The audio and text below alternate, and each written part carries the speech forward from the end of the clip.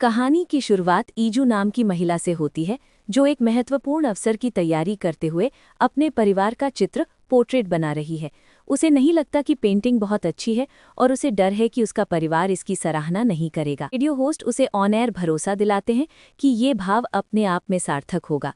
इसके तुरंत बाद ईजू की सास जुक का फोन आता है और उसकी ननद सीही कॉल ट्रांसफर करती है। जाओ सुख, जो जल्द ही मेहमानों की उम्मीद कर रही है, ईजू को उनके आने की तैयारी करने का निर्देश देती है। ईजू मदद के लिए सीही की ओर मुड़ती है, लेकिन वो मना कर देती है, जिससे ईजू को सब कुछ अकेले ही संभालना पड़ता है। वो खाना बनाती है, सफाई करती है और सुनिश्चित करती है कि सब कुछ तैयार है, लेकिन मेहमानों के आने पर वे प्रभावित नहीं होते और उसकी सास उसके खाना पकाने से नाखुश होकर उसे इसके बजाय बाहर से खाना न मंगवाने के लिए डांटती है। मेहमानों के जाने के बाद जुक ईजू पर दबाव डालती है कि वो अपने पिता को अपने पति सेयाक को पारिवारिक व्यवसाय में एक उच्च पद देने के लिए मनाए। ईजू इस बात पर जोर देती है कि उसका पति अपनी वर्तमान नौकरी का आनंद लेता है, लेकिन जाओ सुख उसे नासमझ कहकर खारिज कर देती है। अपने माता पिता के घर जाते समय ईजू को याद आता है कि उसकी सास ने बताया था कि ईजू की बहन यूरा की शादी सेओक से हो सकती है, जो उस कंपनी का सीईओ है जहां सियाक काम करता है, और उसे ऐसे व्यक्ति के अधीन काम करने में बुरा लग सकता है। ईजू चित्र भेंट करने के लिए अपने माता पिता के घर पहुंचती है, लेकिन न तो उसकी माँ और न ही उसकी बहन घर पर है। वो कार्यालय फोन करती है और मैनेजर जयवान से पता चलता है कि वे एक महत्वपूर्ण कंपनी कार्यक्रम में भाग ले रहे हैं और वो उसे एक दस्तावेज लाने में मदद करने के लिए कहता है, जिसे वो घर पर भूल गया था। ईजू गैलरी पहुंचती है और सीहयुक को फोन करने की कोशिश करती है, लेकिन वो फोन नहीं उठाता, इसलिए वो उसके ऑफिस फोन करती है। जल्द ही उसे उसके इस्तीफे के बारे में पता चलता है, एक ऐसा निर्णय जिसे उसने उससे गुप्त रखा था, जिससे वो हैरान रह जाती है क्योंकि उसने उसे सूचित नहीं किया था। कार्यक्रम में ईजू अंततः अपनी मां योंग ही को चित्र भेंट करती है, लेकिन उसे केवल अपमानजनक शब्दों का सामना करना पड़ता है। योंग हाई उसे बेरहमी से याद दिलाती है कि एक विवाहित महिला के रूप में उसकी जगह उसके पति के पास है, जबकि उसकी बहन यूरा अपमान पर हंसती है। हालांकि जब एक ग्राहक ईजू की कलाकृति को देखता है तो वो इसके यथार्थवाद से दंग रह जाता है और चित्र की सटीकता की प्रशंसा करता है। जोंग हाई एक अवसर को भांपते हुए ईजू को याद दिलाती है कि उसकी पेंटिंग गैलरी के स्टोरेज रूम में मुफ्त में रखी जाती है, जबकि अन्य चित्रकार उनके लिए भुगतान कर रहे हैं। वो कहती है कि ऐसा इसलिए है क्योंकि ईजू परिवार है और वो उसे आगामी चैरिटी कार्यक्रम के लिए और अधिक यथार्थवादी चित्र बनाने के लिए कहती है। नासमझ और अभी भी अपने परिवार को उच्च सम्मान में रखते हुए ईजू सहमत हो जाती है। बाद में डोग उसकी पेंटिंग की आलोचना करता है, कहता है कि ये नकली है, लेकिन इससे पहले कि वो जवाब दे पाती, यूरा सीहयुक के साथ आती है और यूरा ईजू की पेंटिंग की प्रशंसा करने लगती है, लेकिन सीहयुक उसे रुकने के लिए कहता है, जिससे यूरा मजाक उड़ाते हुए पूछती है कि क्या वो वास्तव में उसकी बहन से प्यार करता है, और वो ईजू की प्यार की भाषा का मजाक उड़ाती है। जिस तरह से वो स्नेह व्यक्त करती है उसके लिए उसे चिढ़ाती है। जब यूरा का बॉयफ्रेंड डोग ईजू का पक्ष लेता है तो यूरा सीहयुक के करीब जाकर जवाबी कार्रवाई करती है, जिससे ईजू और डोग दोनों शर्मिंदा हो जाते हैं। ईजू परेशान होकर वहां से हटने के बाद डोगुक से मिलती है और बात करते समय वो उसे उसकी नासमझी की ओर इशारा करते हुए दो टूक जवाब देता है और उसे बताता है कि उसका अपने परिवार के प्रति समर्पण एक तरफा है। जल्द ही वो देखती है कि सीहयुक यूरा के आसपास चंचल और असामान्य रूप से खुश व्यवहार कर रहा है, जिससे वो और भी असहज हो जाती है। वो क्षण तब बाधित होता है जब एक ग्राहक ईजू द्वारा नीलाम की जा रही कलाकृति देखने का अनुरोध करता है, और हालांकि जयवान उन्हें रोकना चाहता है, वो बाद में सहमत हो जाता है। जैसे ही वो जाता है, ग्राहक ईजू का ध्यान भटकाता है, जबकि उसके साथ आई एक महिला गुप्त रूप से पेंटिंग की जांच करती है। इसके तुरंत बाद चैरिटी नीलामी शुरू होती है और वही ग्राहक जीतने वाली बोली लगाता है, केवल सार्वजनिक रूप से योंग ही को अपमानित करने और थप्पड़ मारने के लिए। वो उन पर धोखाधड़ी का आरोप लगाती है। वो प्रसिद्ध कलाकारों के नाम पर जाली पेंटिंग बेचने के लिए कंपनी का पर्दाफाश करती है और उनके धोखे के सबूत देती है। अब योंग ही पर गिरफ्तारी का वारंट मंडरा रहा है। वो जिम्मेदारी लेने से इनकार करती है, इसके बजाय वो ईजू पर दोष लगाती है। निजी रूप से वो ईजू से दोष अपने ऊपर लेने का आग्रह करती है और बाद में उसे बचाने का वादा करती है। स्तब्ध और ठगा हुआ महसूस करते हुए ईजू सब कुछ समझने के लिए दूर चली जाती है। चलते चलते वो सेयाक को यूरा के लिए अपनी भावनाओं को स्वीकार करते हुए सुनती है, जो उसे पूरी तरह से तोड़ देता है। अपना संकल्प इकट्ठा करते हुए वो उसका सामना करती है, लेकिन वो उसे तलाक के कागजात सौंप देता है, ये कहते हुए कि वो उसे बताने की योजना बना रहा था। इससे उसका दिल टूट जाता है और वो गैलरी छोड़ देती है। गाड़ी चलाते समय उसकी माँ का फोन आता है, जो मांग करती है कि वो इस स्कैंडल की जिम्मेदारी ले। जैसे ही बातचीत बढ़ती है, ईजू का एक भयानक एक्सीडेंट हो जाता है और उसे गंभीर हालत में अस्पताल में भर्ती कराया जाता है। जब डॉक्टर उसे बचाने के लिए संघर्ष करते हैं तो योंग हाई और यूरा को उसकी स्थिति के बारे में सूचित किया जाता है। लेकिन जब कोई नहीं देख रहा होता है तो योंग हाई बेरहमी से ईजू का लाइफ सपोर्ट काट देती है। जैसे ही ईजू होश खोने लगती है, योंग हाई अपनी असली भावनाएं प्रकट करती है कि उसने कभी ईजू को पसंद नहीं किया। उसे बेरहमी से गोद लेने के बावजूद वो ईजू को सलाह देती है कि वो अगले जीवन में इतनी अच्छी ना बने, और फिर वो वहां से चली जाती है। जोएन को डिवाइस को फिर से जोड़ने का निर्देश देती है। जीवन के लिए संघर्ष करती हुई ईजू अपनी किस्मत को फिर से लिखने और बदला लेने के लिए एक और मौके के लिए बेताब प्रार्थना करती है। चमत्कार की तरह उसकी इच्छा पूरी हो जाती है। वो जागती है और महसूस करती है कि उसे 1 साल पीछे भेज दिया गया है, जिसकी कलाई पर 1 साल का टाइमर हल्का चमक रहा है। जब वो और सीहयुक शादी के जोड़े की खरीदारी के लिए जाते हैं तो वो मूर्ख बनने से इनकार करती है और नियंत्रण अपने हाथ में ले लेती है। नाटकीय रूप से अपनी सगाई तोड़ते हुए वो प्रभावी रूप से अपने दूसरे मौके की शुरुआत करती है। ईजू सेयाक को सूचित करती है कि वो जानती है कि वो यूरा से प्यार करता है और उस कपड़े को फाड़कर चली जाती है जिसे उसकी शादी का गाउन होना था। वो सदमे में उसे देखता रहता है, उसके दावे को नकारने में असमर्थ। घर पर ईजू अपनी माँ को बताती है कि वो अब शादी नहीं कर रही है, लेकिन उसकी बात को अनसुना कर दिया जाता है। फिर वो अपने कमरे में चली जाती है। जल्द ही वो यूरा के साथ आता है और वो योंग ही को बताता है कि वो विवाह स्थगित करना चाहते हैं। वो ये बहाना बनाता है कि वो काम में बहुत व्यस्त रहा है और उसे लगता है कि ये ईजू के लिए कठिन है, लेकिन ईजू मजबूती से लौटती है और कहती है कि अब उसे उससे शादी करने में कोई दिलचस्पी नहीं है। वो उसे इसके बजाय विवाह स्थगित करने के लिए मनाने की कोशिश करता है, लेकिन ये जानकर कि उसके मन में उसकी बहन यूरा के लिए भावनाएं हैं, उसका संकल्प और मजबूत हो जाता है। वो इस बात पर जोर देती है कि उनके लिए कोई भविष्य नहीं है। ईजू यूरा को जुंग ही से ये कहते हुए सुनती है कि वो डोगुक से प्यार करती है और पहले शादी करना चाहती है। चूंकि वो अपने परिवार से बदला लेने के लिए दृढ़ है, ईजू एक साहसिक निर्णय लेती है कि वो डोगुक का पीछा करेगी, ये जानते हुए कि ये उसकी बहन का दिल तोड़ देगा। समय बर्बाद किए बिना वो अपनी दोस्त सुजिन, जो एक पत्रकार है, से मिलने जाती है, जिसका इरादा उसे यूरा से पहले डोगुक से मिलने का एक पुल बनाना है। सुजिन उसे डोगुक परिवार, टीए परिवार के बारे में बताती है और बताती है कि ईजू के लिए उसका ध्यान आकर्षित करना कितना कठिन है। ईजू उसे याद दिलाती है कि यूरा उसके करीब जाने में सक्षम थी, लेकिन सुजिन निर्वाह करती है कि जुंग ही ने ऐसा संभव किया। सुजिन फिर टिया परिवार की महिलाओं के बारे में बात करती है। वो डोगुक की दादी मैडम ली टाई से शुरू करती है, जो कंपनी बनाने से पहले बढ़ई थी। फिर चायोन हुआ है, जो डोगुक की माँ है, जो कभी भी अपनी दादी को आखिरी बात कहने नहीं देती। और डोना भी है, जो डोगुक की बहन है, जो वो भी पागल है। सुजिन को लगता है कि इससे ईजू फिर विचार करेगी, लेकिन वो केवल ये पूछती है कि दूसरा कारण क्या है। सुजिन फिर इस बारे में बात करती है कि डोगुक कितना कष्टदायक है, लेकिन ईजू फिर भी विचलित नहीं होती है और वो सुजिन से ये पता लगाने के लिए कहती है कि यूरा डोगुक से कहाँ मिल रही है और उसे इसके बजाय खुद को चुनने के लिए केवल 10 मिनट की आवश्यकता है। अगले दिन योजना के अनुसार ईजू यूरा से उसकी डेट से ठीक पहले डोगुक से मिलती है और उसे शादी करने कहकर एक अप्रत्याशित प्रस्ताव करती है। कुछ क्षणों बाद यूरा आती है, अपनी बहन को डोगुक के साथ देखकर दंग रह जाती है, लेकिन इससे पहले कि वो प्रतिक्रिया कर पाती, डोगुक एक और झटका देता है, ये घोषणा करते हुए कि वो ईजू से शादी करने का इरादा रखता है। गुस्से और हताशा में वो बेबस होकर देखती है कि डोगुक ईजू को उसके ठीक सामने एक होटल के कमरे में ले जाता है। अंदर जाने के बाद ईजू सीधे मुद्दे पर आती है। डोगुक को बताती है कि वो जानती है कि उसकी दादी उसे शादी करने के बाद ही टीए समूह का सीईओ बनाएंगी। वो अपनी शर्तें रखती है, शादी के बाद उनके वित्त अलग रहेंगे और वो अपनी मर्जी से जीने के लिए स्वतंत्र रहेगा। वो उसे ये भी आश्वस्त करती है कि वो जब भी आवश्यक होगा तलाक के लिए तैयार है। इसी बीच गुस्से से उबलती हुई यूरा सीहयुक को होटल के निचले स्तर पर बुलाती है। उसे बताती है कि ईजू डोगुक के साथ एक कमरे में गई है। पहले तो वो उस पर विश्वास करने से इनकार करता है, लेकिन जैसे ही संदेह पैदा होता है, वो ईजू के स्पष्टीकरण की प्रतीक्षा करता है।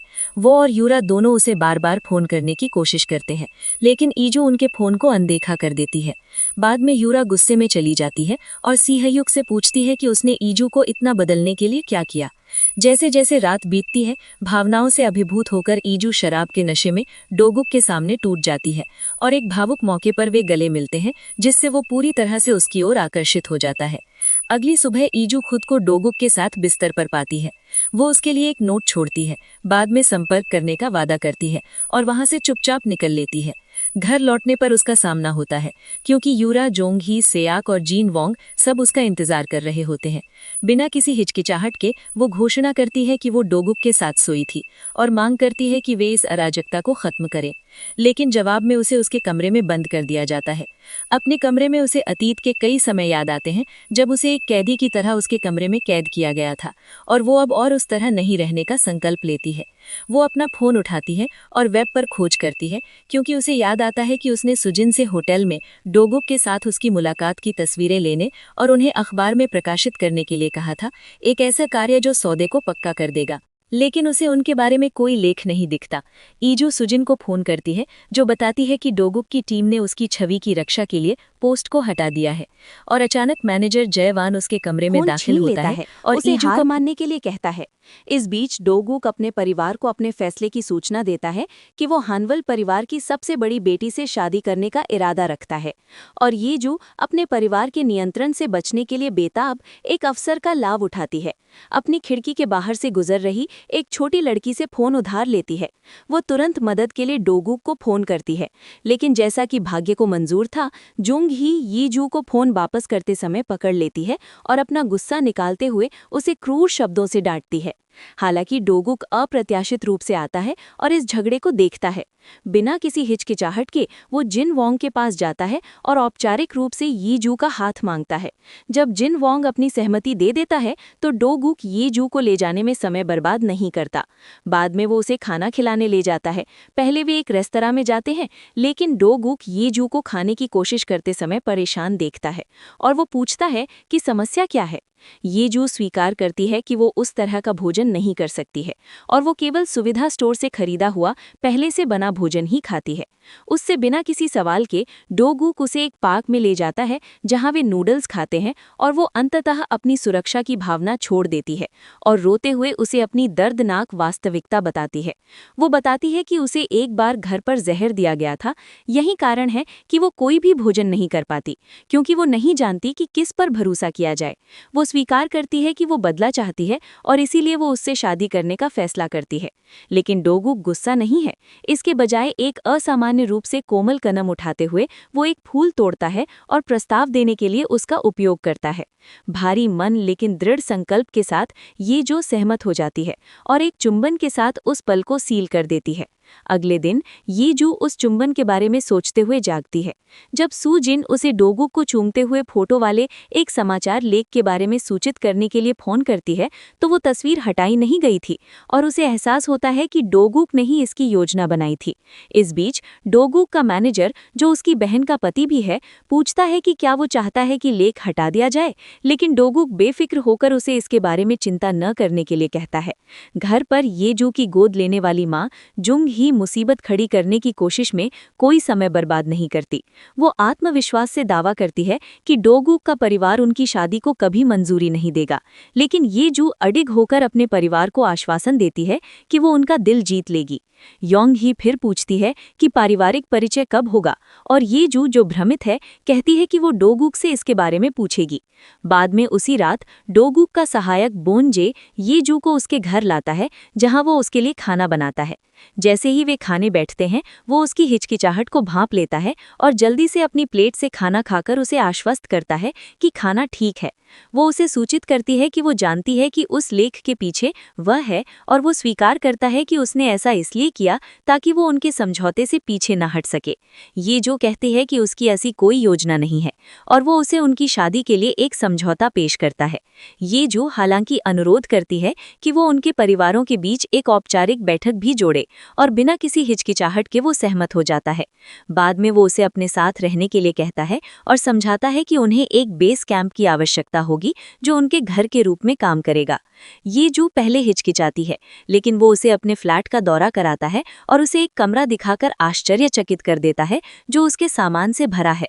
रात खत्म होने से पहले वो वहां रहने के लिए सहमत हो जाती है। डोगूक की कंपनी के कुछ सहकर्मी समाचार लेख और उसकी जल्द होने वाली शादी के बारे में बात करते हैं। एक महिला बताती है कि सी हेयक, जो उसी कंपनी में काम करता है, उसकी भी जल्द शादी होने वाली है। और बोन जे को अचानक एहसास होता है कि दोनों पुरुष ये जू से शादी करने की योजना बना रहे हैं। सी हेयक सहकर्मियों को फर्जी खबरें फैलाने के लिए डांटता है क्योंकि वो निराश है। इस बीच उसकी बहन से ही एक स्टोर में ऊरा से मिलती है और ऊरा पूछती है कि क्या वे ये जू को सी हेयक से शादी करने के लिए मना सकते हैं। से ही कहती है कि ऊरा बहुत अच्छी है और वो एक पर्स की कीमत को देखती रहती है जब तक कि ऊरा ये नहीं कहती कि वो इसका भुगतान करेगी। इसी बीच डोगूक की बहन सेओ डोना भी स्टोर में है और उसका पति बोन जो उसे ये जू के बारे में अपनी खोजों के बारे में बताता है।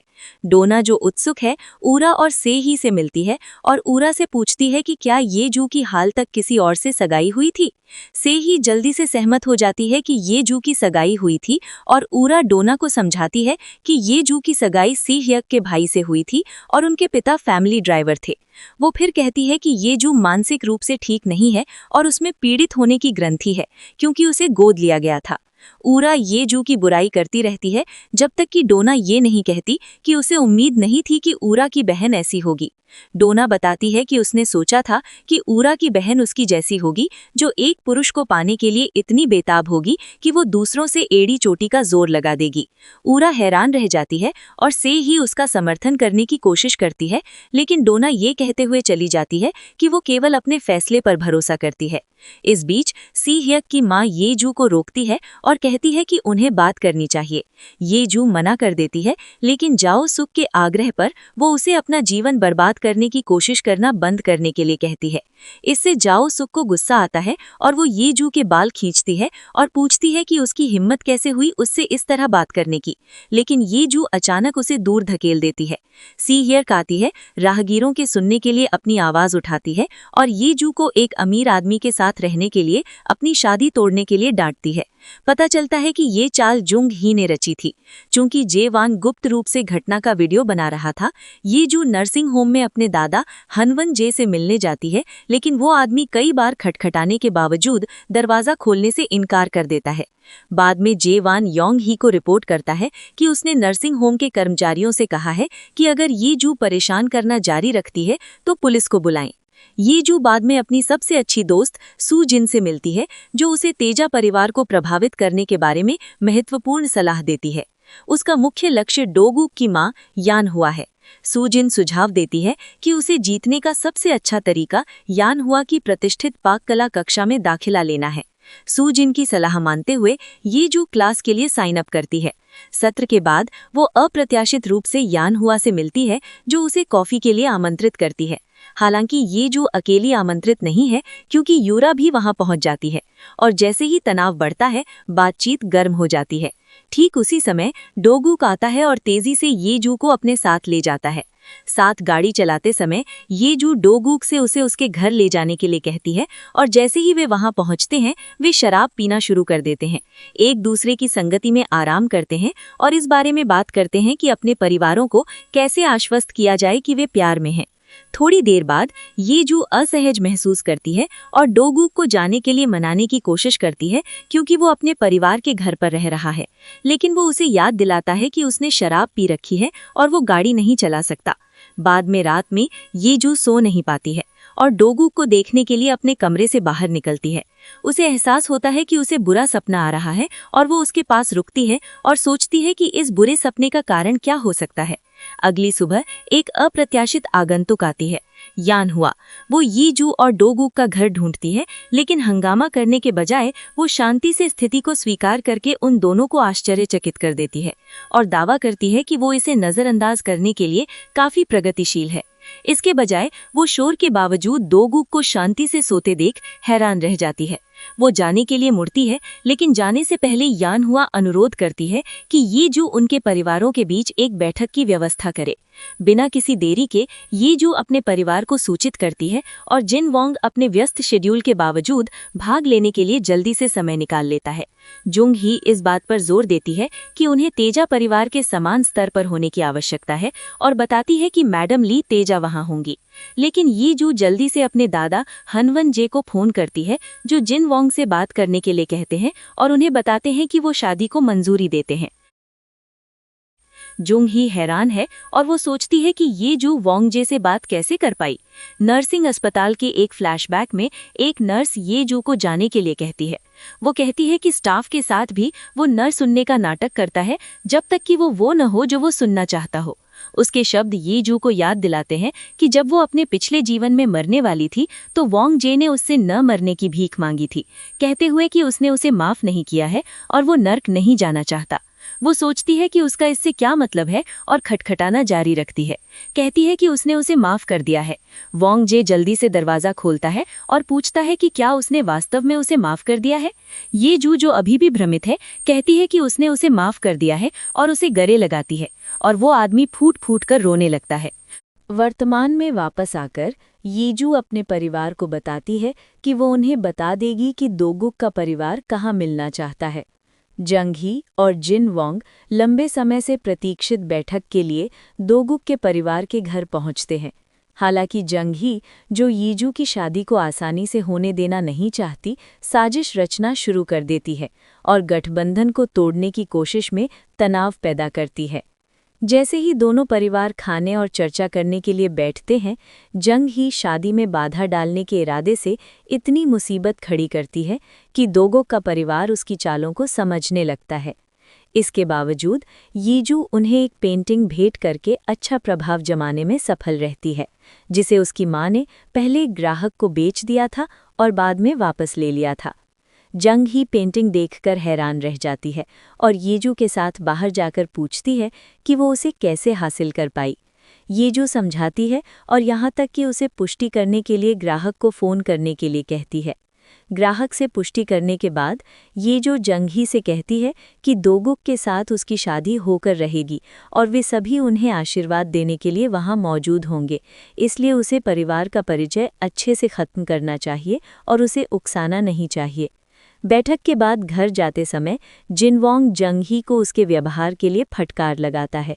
घर पहुंचते ही जंग ही गुस्से में जेवान को थप्पड़ मारती है और पूछती है कि उसे ये कैसे नहीं पता चला कि यीजू को ग्राहक से पेंटिंग मिल गई है। बाद में उस रात यूरा एक रेस्टोरेंट में सीह्योक के साथ भारी शराब पी रही होती है। वो उसे ये कहकर आश्वस्त करने की कोशिश करता है कि वो यीजू से दोबारा विचार करने के लिए बात करेगा, लेकिन जब यूरा उसे बताती है कि उनके परिवार का परिचय हो चुका है तो वो चौंक जाता है। फिर वो उससे मदद करने के लिए कहती है क्योंकि वो मामला अपने हाथों में लेने वाली है। यीजू अपनी दोस्त सुजिन से मिलने जाती है और कुछ जानकारी पाने की उम्मीद करती है, क्योंकि उसकी दोगुक की मां के साथ एक डील है कि वो अपनी शादी के पहले 6 महीनों के दौरान दोगुक को कंपनी में वापस लौटने के लिए मना लेगी। बातचीत के दौरान सुजिन अनजाने में दोगुक और उसके भाई जंगवुक के बीच के अजीब रिश्ते की ओर इशारा करती है, जो यीजू के दिमाग में घर कर जाता है। इस बीच काम पर सीह्योक दोगुक पर तंज कसने से खुद को नहीं रोक पाता, जो उसे सीधे बात करने के लिए कहता है। सीह्योक फिर बात करता है कि कैसे यीजू केवल दोगुक का इस्तेमाल कर रही है, लेकिन दोगुक कहता है कि उसे कोई आपत्ति नहीं है और वो खुशी खुशी उसे अपना इस्तेमाल करने देगा, जिससे सीह्योक हैरान रह जाता है। बाद में उस दिन यीजू दोगुक के घर में रहने चली जाती है, जो उनके रिश्ते में एक महत्वपूर्ण बदलाव है। हालांकि यूरा और सीह्योक पहले से ही उसके खिलाफ साजिश रच रहे हैं। सीह्योक यीजू के पास आता है और दावा करता है कि दोगुक ने एक बार अपने ही भाई को मारने की कोशिश की थी और उसकी भावनाओं से खेलते हुए उसे गले लगा लेता है। इस पल का फायदा उठाते हुए यूरा चुपके से एक फ़ोटो खींच लेती है, जिससे और अधिक धोखे का रास्ता साफ हो जाता है। ये जो बाद में इस खबर की पुष्टि के लिए सुजिन को फ़ोन करती है और सुजिन अनिच्छा से उसे बताती है कि ये सच है, लेकिन पूरा परिवार इस घटना के बारे में बात नहीं करता है। अगले दिन दोगुक को खबर मिलती है कि जंगवुक ने एक बड़ी परियोजना के निर्माण के प्रभारी पद से दोगुक की कंपनी को हटाने का फैसला किया है। जंगवुक कहता है कि वो ये अफवाहों को रोकने के लिए कर रहा है कि ताइजा ग्रुप हानुल ग्रुप के साथ जुड़ रहा है, क्योंकि हानुल की प्रतिष्ठा उतनी अच्छी नहीं है। फिर दोगुक यूनियन की बैठक में जाता है और चीज़ों को ठीक करता है, यहाँ तक कि लोगों का सम्मान भी हासिल कर लेता है, जिससे जंगवुक चिढ़ जाता है। जिनवोंग से मिलने के बाद जो बैंक खरीदने में मदद मांगता है, ली थाईवोंग वोंगजे से मिलती है, जो उसे वो पैसा लौटा देता है जो उसने उससे चुराया था और उससे यीजू को स्वीकार करने और उसका ख्याल रखने की भीख मांगता है। मैडम ली गुस्से में उठकर जाने लगती हैं, ये कहते हुए कि उसने जो पैसा चुराया था उसे लौटा दिया है और वो दिखावा कर रहा है। लेकिन वोंगजे घुटनों पर बैठकर उससे विनती करता है और रेस्टोरेंट के अन्य लोग मुस्कुराते हैं, ये सोचकर कि उनका कोई अफेयर चल रहा है। बाद में ये जो वोंगजे से मिलने जाती है, जो कहता है कि वो खुद को बेकार महसूस करता है क्योंकि वो उसकी मदद करने में असमर्थ है और उसे ठीक से भुगतान करना होगा क्योंकि वो उसका कर्जदार है। ये जो सोचती है कि उसके कहने का क्या मतलब है। वो देखती है कि दरवाजे पर कोई उनकी बातें सुन रहा है और वो जल्दी से बाहर निकल आती है। बाद में उसे पता चलता है कि वो जेवान है और वो उससे पूछती है कि वो उसका पीछा क्यों कर रहा है। वो बताता है कि वो जंग ही के लिए काम कर रहा है और वो जवाब देती है कि वो जानती है कि वो अपनी मर्जी से उस पर नज़र रख रहा है। जैसे ही वे बहस करते हैं, यीजू को एहसास होता है कि वो ये तय करने के लिए उस पर और जंग ही पर नज़र रख रहा है कि किस टीम में रहना है। वो उसके साथ एक डील करने की कोशिश करती है, लेकिन वो कहता है कि वो सोचेगा कि वो किसकी टीम में रहना चाहता है। बाद में रात में दोगुक घर पर यीजू से मिलने आता है और उसकी कुकिंग क्लास में बनाए गए केक को चखता है, जिसे वो पूरी तरह से बेस्वाद पाता है और बिना किसी हिचकिचाहट के वो उसके लिए रामेन का एक कटोरा बनाता है, जिसे उसका ख्याल रखना झलकता है। भोजन के दौरान वो सुझाव देता है कि वे अपनी शादी को एक कॉन्ट्रैक्ट मानने के बजाय गंभीरता से लें, लेकिन यीजू तुरंत एक सीमा तय कर देती है।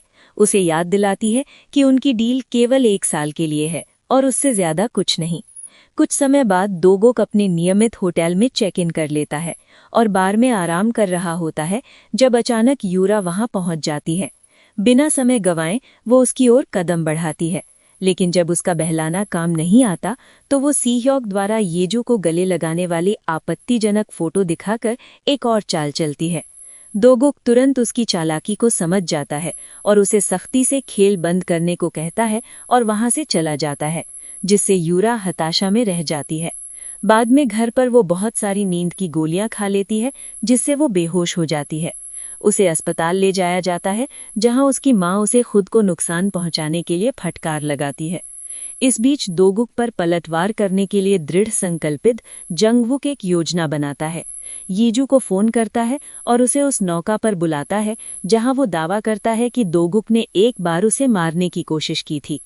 यीजू उसके असली इरादों से अनजान उस स्थान पर पहुंच जाती है और जंगवुक तुरंत दोगुक को फोन करके सूचित करता है कि वो उसकी मंगेतर से मिल रहा है। चिंतित होकर दोगुक नौका की ओर भागता है, लेकिन जैसे ही वो नाव पर कदम रखता है उसकी घबराहट बढ़ जाती है। उसका शरीर कमजोर हो जाता है और अचानक वो गिर जाता है, जिससे यीजू सदमे में रह जाती है और दोगुक के पास्ट का रहस्य और गहरा हो जाता है। बेहोश होने के बाद दोगुक को अस्पताल ले जाया जाता है और ये जो तुरंत उसे देखने जाती है और उसे ठीक पाकर राहत महसूस करती है। फिर वो उसे वापस उनके घर ले जाती है, ये मानते हुए कि सब कुछ नियंत्रण में है।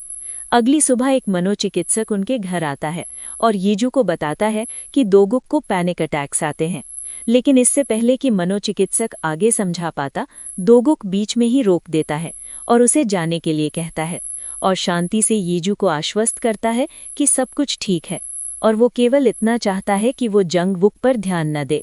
बाद में उस दिन जंगवुक यीजू से मिलने के लिए बुलाता है और जब वो हिचकिचाती है तो वो अपनी और दोगुक की कहानी के बारे में कुछ महत्वपूर्ण बताने का वादा करता है, लेकिन वो फिर भी मना कर देती है, ये कहते हुए कि वो इसे दोगुक से ही सुनना पसंद करेगी। मैडम ली भी येजू से मिलने का अनुरोध करती हैं और जब वे मिलती हैं तो वो उसे बताती हैं कि जिनवोंग ने उनसे बैंक के अधिग्रहण में मदद मांगी है। वो येजू की राय मांगती हैं और उन्हें आश्चर्य होता है जब वो येजू से उन्हें प्रभारी डायरेक्टर को हानुल ग्रुप की बहुत गहनता से जांच करने के लिए कहने को कहती हैं, ताकि वो अपने नाम के अनुरूप बनी रहे। इस बीच जंग ही जेवान से बात करती है, जिससे पता चलता है कि वोंगजे ने ताइजा के साथ एक सौदा किया था ताकि यीजू उनकी शादी के लिए सहमत हो जाए, जिससे जंग ही गुस्से में आ जाती है क्योंकि उसे ये भी पता चलता है कि वोंगजे ने यीजू को उस पेंटिंग के पैसे चुकाने में भी मदद की थी। दोगुक और यीजू उसकी शादी के जोड़े के लिए एक ब्राइडल शॉप पर जाते हैं और वहां पहुंचकर यीजू असहज महसूस करती है, क्योंकि ये वही ब्राइडल शॉप है जहां वो और सीह्योक गए थे। दोगुक इस तथ्य से अनजान है और वो उसे अंदर ले जाता है, ये कहते हुए कि उसके सचिव का कहना है कि ये दुकान सबसे अच्छी है। इस बीच दुकान का कर्मचारी गलती से सीह्योक को फोन कर देता है, ये सोचकर कि वो यीजू के साथ आ रहा है, और जब वो वहां पहुंचता है तो उन्हें अपनी गलती का एहसास होता है और वो उससे माफी मांगते हैं। सीह्योक जाने ही वाला होता है कि उसकी नज़र गाउन पहने हुए यीजू पर पड़ती है, लेकिन वो खुश नहीं दिखती। वो गुस्से में कमरे में घुस जाता है और उस पर उसका मजाक उड़ाने की कोशिश करने का आरोप लगाता है।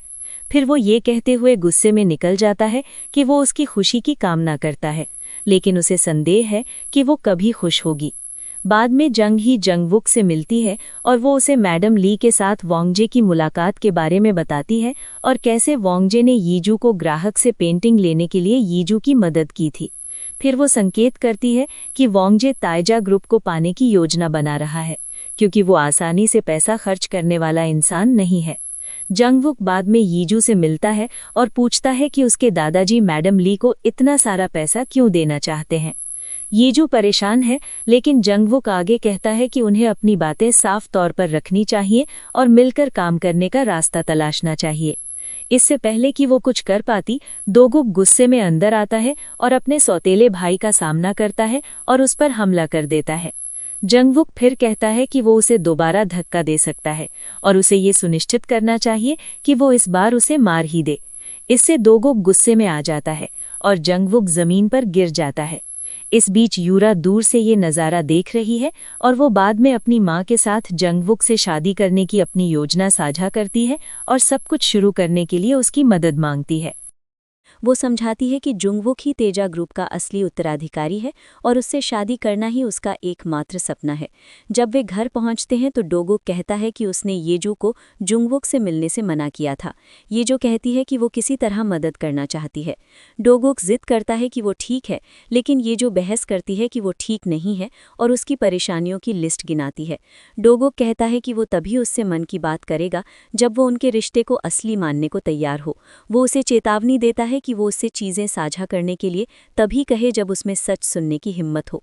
ये जो हिचकिचाती है और डोगो कहता है कि अगर वो उसे वैसे स्वीकार नहीं कर सकती जैसा वो है तो वो उसे छुए भी नहीं, क्योंकि वो पहले से ही खुद को बहुत रोक रहा है। अगले दिन यीजू और मैडम ली एक ओझा के पास जाते हैं जहां वोंग्स भी अक्सर जाता है। मैडम ली ओझा से पूछती हैं कि वोंग्स ने अचानक यीजू को गोद लेने का फैसला क्यों किया और अब वो क्यों चाहता है कि येजू की शादी डोगुक से हो। ओझा बताती हैं कि वोंग्स ने कभी कर्ज वसूलने के चक्कर में एक गर्भवती महिला और उसके बच्चे का कारण बना था, जिससे वो दोषी महसूस करने लगा। ओझा ने ही उसे अपना पाप धोने के लिए एक अनाथ को गोद लेने की सलाह दी थी। ओझा कहती हैं कि शायद वो मैडम ली को पैसे देकर अपना कर्ज उतार रहा है ताकि मरने वाली की आत्मा उसे नर्क में ना ले जाए। मैडम ली ये सुनकर हैरान रह जाती हैं और कहती हैं कि येजू मरी नहीं है, लेकिन ओझा कहती हैं कि उसे पक्का नहीं पता कि ये जो जिंदा है या मर चुकी है। बाद में येजू अपने दादाजी वूजी से मिलने जाती हैं। वो उसे उसकी असली माँ की तस्वीर देते हैं और खुलासा करते हैं कि वो असल में जिन वोंग की बेटी है। ये सुनकर येजू दंग रह जाती है। तभी अचानक जुंगहाई वहां आ जाती है और येजू को अलमारी में छिपना पड़ता है। जुंगहाई बताती है कि अब वो जुंगवुक के साथ काम कर रही है, जिसकी तेजा ग्रुप में पकड़ मजबूत है। वो वोंग से अपने शहर यूरा के नाम करने को कहती है और ये भी बताती है कि उसे पता है कि येजू ही जिन वोंग की असली बेटी है। घटनाएं तब गंभीर मोड़ लेती है जब डोगुक येजू को पुलिस स्टेशन से लेता है। येजू बहुत दुखी है, लेकिन कुछ भी बताने से मना कर देती है। डोगुक उसकी बहुत देखभाल करता है। बाद में येजू को डोगुक के साथ शादी की तैयारी करते हुए देखा जाता है। तभी जुंगहाई वहां आकर उसे नीचा दिखाने लगती है। गुस्से में येजू एक गिलास उठाकर पीछे से जुंगहाई पर हमला करने वाली होती है, लेकिन डोगुक उसे रोक लेता है।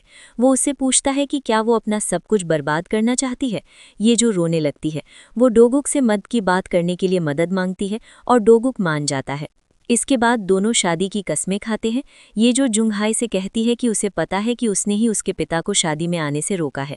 कुछ ही देर बाद यूरा सफ़ेद वेडिंग गाउन पहनकर शादी में आ जाती है ताकि येजू को उकसा सके। हालांकि येजू शांत रहती है और अपनी सौतेली बहन को उसकी सही जगह दिखा देती है। उस रात येजू और डोगुक अलग अलग कमरों में सोते हैं। अगली सुबह येजू अकेले समुद्र तट पर चली जाती है। वहां दूसरों को साथ देखकर उसे अकेलापन महसूस होता है। तभी डोगुक वहां आकर उसे चौंका देता है। वो बताता है कि उसे समुद्र पसंद नहीं है और बचपन की एक दुर्घटना के बारे में बताता है जिसकी वजह से उसका पैर खराब हो गया और उसे चलने के लिए छड़ी का सहारा लेना पड़ता है। डोगुक कबूल करता है कि वो वहां इसलिए आया क्योंकि वो उसे बहुत याद कर रहा था। दोनों एक दूसरे के साथ एक भावुक पल बिताते हैं। इस बीच सेहयुग को अकेला शराब पीते देखा जाता है। तभी यूरा का फोन आता है। वे मिलते हैं और रात साथ बिताते हैं।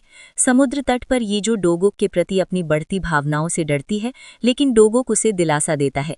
उधर जुंगवुक आर्थिक तंगी का सामना कर रहा है और कंपनी में उसका दबदबा कम हो रहा है। अगले दिन समुद्र तट पर ये जो डोगुक को पानी में कदम रखने में मदद करती है और धीरे धीरे उसका डर खत्म होने लगता है। रात को डोगुक येजू से पूछता है कि वो उदास क्यों है। येजू पहले तो मना करती है, लेकिन फिर सच बता देती है कि जिन वोंग ही उसके असली पिता है। वो फूट फूट कर रोने लगती है और डोगुक उसे गले लगा लेता है। एक चौंकाने वाला खुलासा होता है कि डोगुक की कलाई पर भी एक टाइमर है। इजू को उसके कुकिंग स्कूल के टीचर का फ़ोन आता है। वो टीचर जिसे इजू ने एक पेंटिंग तोहफे में दी थी, उसे बताती है कि उसने बिल्कुल वैसी ही पेंटिंग अपने एक दोस्त के पास देखी है जिसने कहा कि उसने इसे एक गुप्त नीलामी में खरीदा था। इजू समझ जाती है कि योंगी ने अपनी योजना शुरू कर दी है और वो अपने टीचर से मिलकर सब समझाने का वादा करती है। इजू अपने दादाजी के पास जाती है और वे बताते हैं कि अतीत में जब उसकी मां गर्भवती थी तो वो उनके पास आई थी और उसे स्वीकार करने की भीख मांगी थी, लेकिन उन्होंने मना कर दिया था। कुछ सालों बाद वो फिर से इजू का नाम परिवार के रजिस्टर में लिखवाने की विनती करने आई, लेकिन उन्होंने फिर भी मना कर दिया। बाद में उन्हें पता चला कि उसकी एक आग दुर्घटना में मृत्यु हो गई, जिससे वे डर गए और एक ओझा यानी शमन के पास गए। वोंगजे इजू को बताता है कि ओझा के यहाँ ही उसे पता चला कि वो उसकी पोती है। ये सुनने के बाद इजू वहां से बदला लेने का वादा करके निकल जाती है। इजू और डोगुक उसके परिवार से मिलने जाते हैं और इजू प्रस्ताव रखती है कि अपने पिता का तनाव कम करने के लिए उसे गैलरी का काम संभाल लेना चाहिए। इसे यूरा और उसकी मां को गुस्सा आता है, लेकिन इजू उन्हें बताती है कि उसे पता है कि जून चुपके से उसकी पेंटिंग बेच रही है ताकि गैलरी के लिए पैसे जुटा सके। बाद में यूरा अपनी मां को अपने अगले कदम के बारे में बताती है और वो जोर देती है कि इजू से बदला लेने का एकमात्र तरीका जुंगवुक से शादी करना है। उसी दिन बाद में इजू और डोगुक रात के खाने के लिए डोगुक के परिवार के यहाँ जाते हैं और वहाँ का माहौल औपचारिक लेकिन तनावपूर्ण है। फिर अचानक यूरा वहाँ पहुँचती है और चेहरे पर घमंड लिए वो और जुंगवुक एक चौंकाने वाली घोषणा करते हैं कि वे शादी कर रहे हैं। यूरा और जुंगवुक की शादी की अचानक घोषणा पूरे परिवार को सन्न कर देती है। तनाव तब और बढ़ जाता है जब जुंगवुक और डोगुक के बीच तीखी बहस होती है और आखिरकार डोगुक अपने सौतेले भाई पर हमेशा पीड़ित बनने का नाटक करने के लिए बरस पड़ता है। स्थिति को बिगड़ता देख ताई बीच में आते हैं और जुंगवुक को यूरा को वापस घर ले जाने का आदेश देते हैं। जब वे जा रहे होते हैं, यूरा रोकती है और उससे पूछती है कि वो ऐसा क्यों कर रही है। यूरा जवाब देती है कि ये इजू की गलती है कि उसे अपनी औकात नहीं पता। वहां से निकलने के बाद यूरा कड़वाहट और अपमान महसूस करते हुए जुंगवुक की अपने परिवार का समर्थन पाने में विफलता पर गुस्सा करती है। जब वो इस बारे में उसका सामना करती है तो वो उसे ठंगेपन से दुत्कार देता है और साफ कर देता है कि उसकी समस्याएं सुलझाना उसका काम नहीं है, जिससे उसकी हताशा और बढ़ जाती है। अगले दिन इजू गैलरी जाती है और जून ही को बताती है कि उसके पास बिक्री बढ़ाने का एक तरीका है। जून ही उसका मजाक उड़ाने ही वाली होती है कि तभी अचानक बहुत से रिपोर्टर कमरे में आते हैं और कलाकार इजू से मिलने की मांग करते हैं। जून ही हैरानी में पड़ जाती है, जबकि रिपोर्टर उसकी प्रशंसा करते हैं कि उसने गुमनाम रहकर इजू को विदेशों में प्रमोट किया।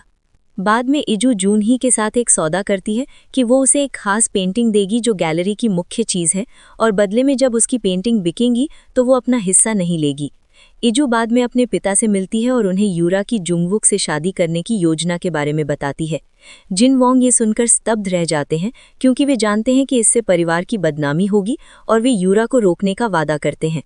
इजू जिन वोंग के सफ़ेद बाल हटाने के बहाने डीएनए टेस्ट के लिए उनके बाल निकाल लेती है ताकि पुष्टि हो सके कि क्या वो वास्तव में उसके पिता हैं। जिनवोंग द्वारा जूनही को यूरा को जुंगवुक से शादी करने से रोकने के लिए कहने के बाद जूनही जेवॉन से कहती है कि वो उसे नर्सिंग होम ले चले क्योंकि वो वोंगजे से शेयर हासिल करने की योजना बना रही है।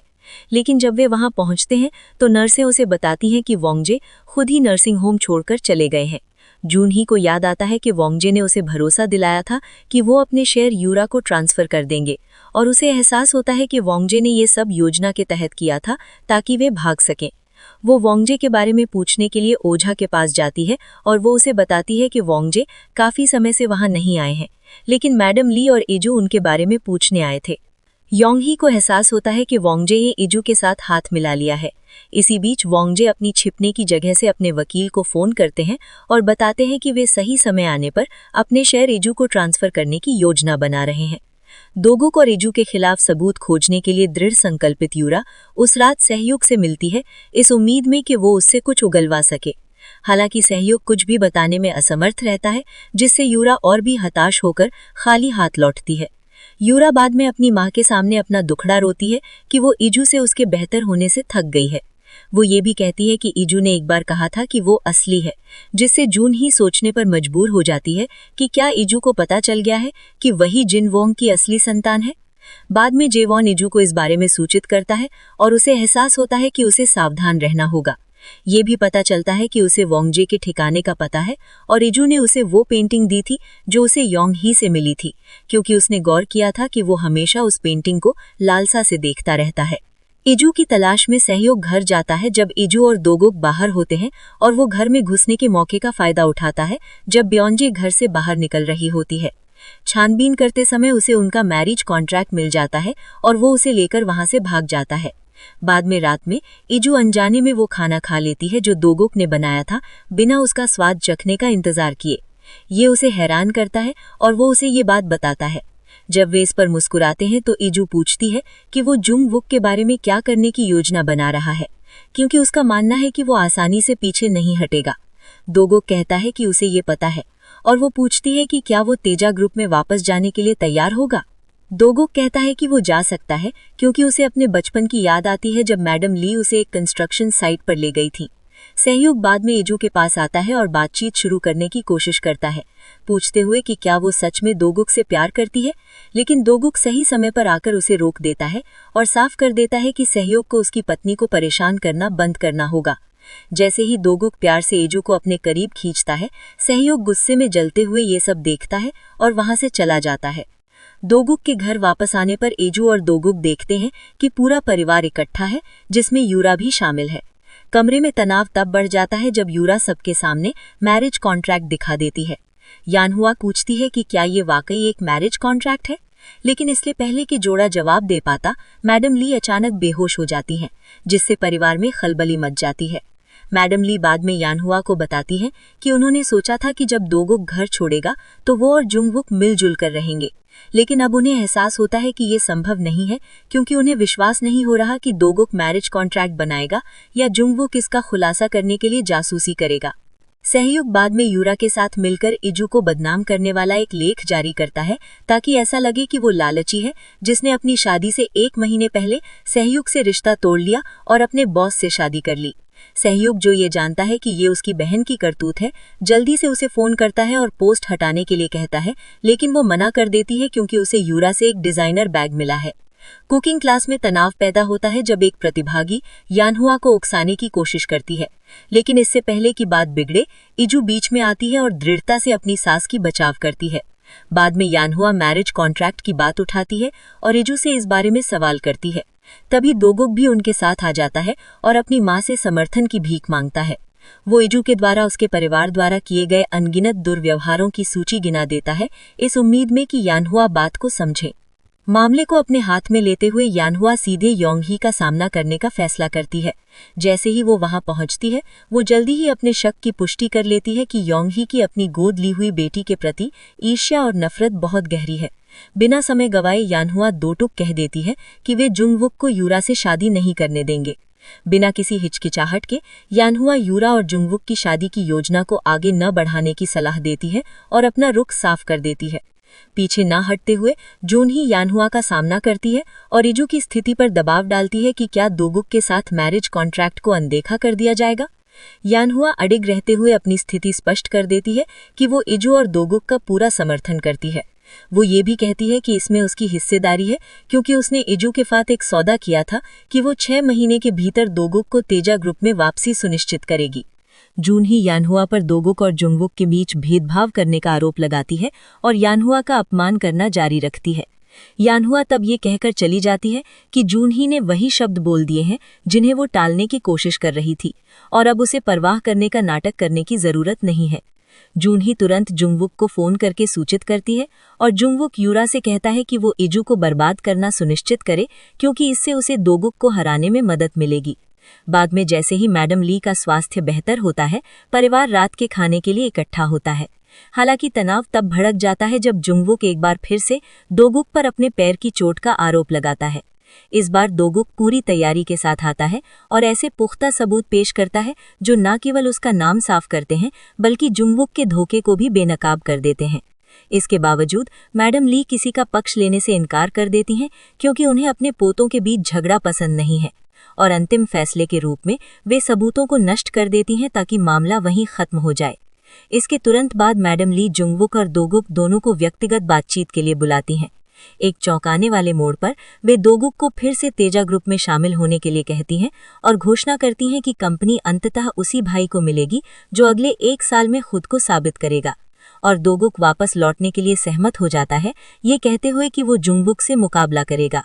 दोगुक बाद में सहयोग से मिलता है और उसे सीसीटीवी फुटेज दिखाता है जिसमें वो साफ तौर पर घर में घुसते और मैरिज कॉन्ट्रैक्ट चुराते हुए दिखाई देता है।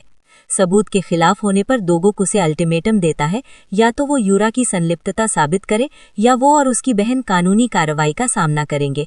इसी बीच कुकिंग स्कूल में कुछ महिलाएं इजू को परेशान करने की कोशिश करती हैं, लेकिन वो डटकर सामना करती है और टीचर इसके लिए उसकी प्रशंसा करती है।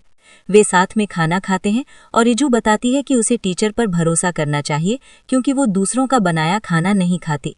इजू फिर कहती है कि वो अब कुकिंग क्लास में नहीं आएगी क्योंकि वो सिर्फ यानहुआ के करीब आने के लिए इसमें शामिल हुई थी और अब जब उसने वो हासिल कर लिया है तो उसे अन्य चीजों पर ध्यान केंद्रित करना है।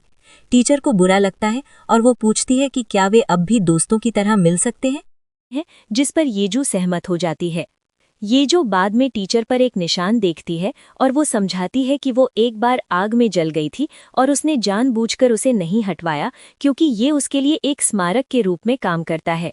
येजू बाद में मैडम ली के लिए खाना बनाने जाती है और हालांकि ये स्पष्ट है कि येजू एक अच्छी रसोइया नहीं है, मैडम ली ये सुनने के बाद भोजन खाती हैं कि येजू को बचपन में जहर दिया गया था। यही कारण है कि जब तक वो डॉगुक से नहीं मिली उसे खाने का आनंद नहीं मिलता था। जेवान येजू को सूचित करता है कि उसने उस हाउसकीपर का पता लगा लिया है जिस पर येजू को जहर दिए जाने का आरोप लगाया गया था, ली जिम। जैसे ही वे उसे देखने जाते हैं, जिमयोंग ये देखकर बहुत खुश होती है कि येजू अब भी जीवित और स्वस्थ है। वो बाद में बताती है कि जब येजू ने मिडिल स्कूल शुरू किया था तो जुंग ही हमेशा गुस्से में रहती थी और एक विशेष दिन वो यी के प्रति विशेष रूप से निर्दयी थी। वो कहती है कि उस दिन खाने के बाद येजू बीमार हो गई और डॉक्टर ने कहा कि उसने संख्या यानी ऑर्सेनिक निगल लिया है। गुयोंग कहती है कि योंग ही ने उस पर येजू को जहर देने का आरोप लगाया जिससे उसे गुस्सा आ गया और उसने बदले में उस पर आरोप लगाया क्योंकि तब ये स्पष्ट था कि जुंग ही येजू से नफरत करती थी। उसकी बातों ने जुंग ही को घर से बाहर निकलने पर मजबूर कर दिया, लेकिन वो बाद में यी को देखने के लिए घर में छिपकर घुस गई। जिमयोंग कहती है कि जब वो घर में घुसी तो येजू सो रही थी और उसने पैरों की आहट सुनी जैसे कोई कमरे में घुसने वाला हो। वो जल्दी से कोठरी में छिप गई। वहां उसने योंग ही को ये पूछते हुए सुना कि उसने घर में वापस आने की हिम्मत कैसे की और क्या वो हमेशा के लिए उसके हाथों मरना चाहती है।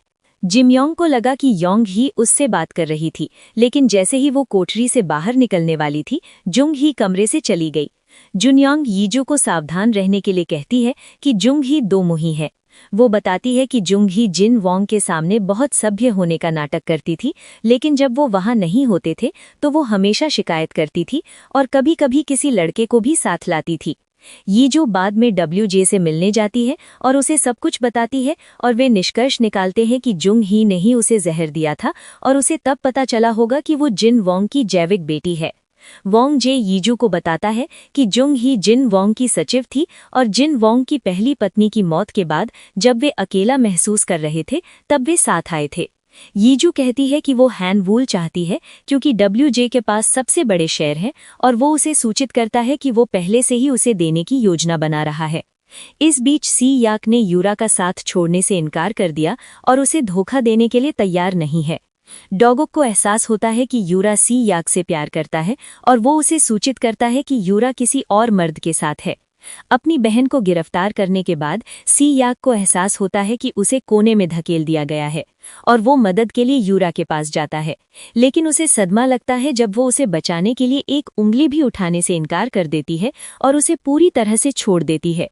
पूरी तरह से ठगा हुआ महसूस करते हुए वो यीजू से माफी मांगता है, लेकिन वो कहती है कि माफी काफी नहीं है और वो एक विशेष इंटरव्यू के लिए सूजिन को बुलाती है जहां सी याक ऐसे सबूत सौंपता है जो सीधे यूरा को अपराध में फंसाते हैं। इस बीच टाइगा समूह के कार्यालय में डोगोक को आधिकारिक रूप से निदेशक के रूप में नियुक्त किया गया है। जुंगुक नियंत्रण हासिल करने के लिए बेताब डोगोक की पत्नी की पृष्ठभूमि का मुद्दा उठाकर उसकी प्रतिष्ठा खराब करने की कोशिश करता है।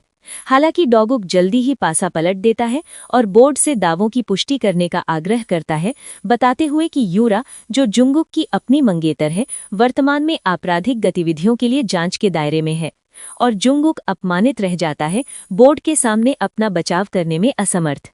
बाद में डोगुक और यीजू यान हुआ के साथ जुंग, जिन वोंग और यूरा से मिलने जाते हैं। जुंग ही के आदेश पर यूरा अपने अहंकार को छोड़ती है और यीजू के पास जाकर माफी मांगती है, लेकिन यीजू अपनी बात पर अडिग रहते हुए उसकी माफी स्वीकार करने से इनकार कर देती है क्योंकि वो उसके पुराने धोखे को भुलाने के लिए तैयार नहीं है। इस बीच हनवल सेविंग्स बैंक के शेयरों में भारी गिरावट आने से मुश्किलें बढ़ जाती हैं। ये एक ऐसी स्थिति थी जिसे संभालने का वादा यीजू ने किया था, लेकिन अंततः वो इसे रोक नहीं पाई, जिससे जिन वोंग उससे काफी निराश हो गए। वित्तीय संकट का असर जल्द ही जिन वोंग पर पड़ता है और दिन के अंत तक वो बीमार हो जाते हैं। मौके का फायदा उठाते हुए जंग ही उन्हें बहला फुसलाकर अस्थायी हुड से उनका पद अपने नाम कर लेती है ताकि उनके ठीक होने तक पूरा नियंत्रण उसके हाथ में रहे। इस कदम के साथ ही जिन वोंग अनजाने में जंगी के जाल में फंस जाते हैं। दूसरी ओर यीजू वोंगजे से मिलने जाती है और उम्मीद करती है कि वो उसके शेयरों के अनुरोध को स्वीकार कर लेंगे, लेकिन उसे निराशा हाथ लगती है क्योंकि जंगी ने पहले से ही इसका अंदाजा होने के कारण उनके गिरते स्वास्थ्य का फायदा उठाकर इस लेन देन को रुकवा दिया है। जल्द ही यीजू और वोंगजे को एक भयानक सच्चाई का एहसास होता है कि जंगी ने बचपन में जहर वाली घटना से पहले भी यीजू को मारने की कोशिश की होगी। यीजू तुरंत अपनी मां की मौत से जुड़ी खबर की एक तस्वीर लेती है जिसमें उस घटना के लिए दोषी पाए गए व्यक्ति की फोटो है। वो ये तस्वीर गियोंग को भेजती है जो पुष्टि करता है कि ये डोंग सू है, वही आदमी जो जिन वोंग की अनुपस्थिति में जंगी से मिलने आया था। इस खुलासे से उन्हें यकीन हो जाता है कि जंगी ने ही आगजनी की साजिश रची थी और डोंगसू को यीजू और उसकी मां को दोनों को मारने के लिए घर जलाने भेजा था ताकि वो जिन वोंग को अकेले हासिल कर सके। इस सच्चाई के बोझ से घबराकर यीजू बेहोश हो जाती है। बाद में दोगोक यीजू का ख्याल रखता है और उसे सांत्वना देते हुए आग्रह करता है कि वो अब जिन वोंग को सच बता दे कि वो उनकी सगी बेटी है। यीजू मानती है कि वो लंबे समय से इससे बच रही थी और अंततः उन्हें सब कुछ बताने के लिए सहमत हो जाती है। सच बताने का फैसला करके यीजू अस्पताल में जिन वोंग से मिलने जाती है। शुरू में सुरक्षाकर्मी उसे रोकने की कोशिश करते हैं, लेकिन उसका नाम सुनकर जिन वोंग उन्हें हटने का आदेश देते हैं। अंदर जाकर यीजू खुलासा करती है कि वो उनकी बेटी है। इसके साथ ही वो जंगी की साजिशों के बारे में चेतावनी देती है और बताती है कि वो कंपनी पर कब्जा करने की योजना बना रही है। जिन वोंग उसके दावे को नकार देते हैं और कहते हैं कि वो उससे कोई संबंध नहीं रखना चाहते। अपनी बात साबित करने के लिए वो उन्हें पितृत्व परीक्षण के नतीजे सौंपती है। उनके संदेह को दूर करने के लिए वो अपने बालों का एक गुच्छा भी देती है और उनसे अपना खुद का डीएनए टेस्ट कराने का आग्रह करती है। इस बीच दोगोक एक बार में जयवान से मिलता है और यीजू की बदनामी के समय मदद करने के लिए उसका शुक्रिया अदा करता है। वो जयवान से पूछता है कि वो जंगी के खिलाफ क्यों काम कर रहा है, जिस पर जयवान जवाब देता है कि ये परिवार से जुड़ा मामला है। दोगोक उसे बताता है कि काश वो खुद जंगी को खत्म कर पाता, लेकिन चूंकि ये असंभव है इसलिए उसे उसके खिलाफ सबूत ढूंढने होंगे। बाद में दोगोक बॉन को बड़ी रकम देकर डोंगसू को ढूंढकर लाने का निर्देश देता है। हनवल ग्रुप में जंगी अधिकारियों के वेतन में कटौती कर देती है और उनके विरोध के बावजूद अपनी बात पर अड़ी रहती है। यूरा गैलरी में संभावित ग्राहकों को घुमाते हुए दिखाई देती है।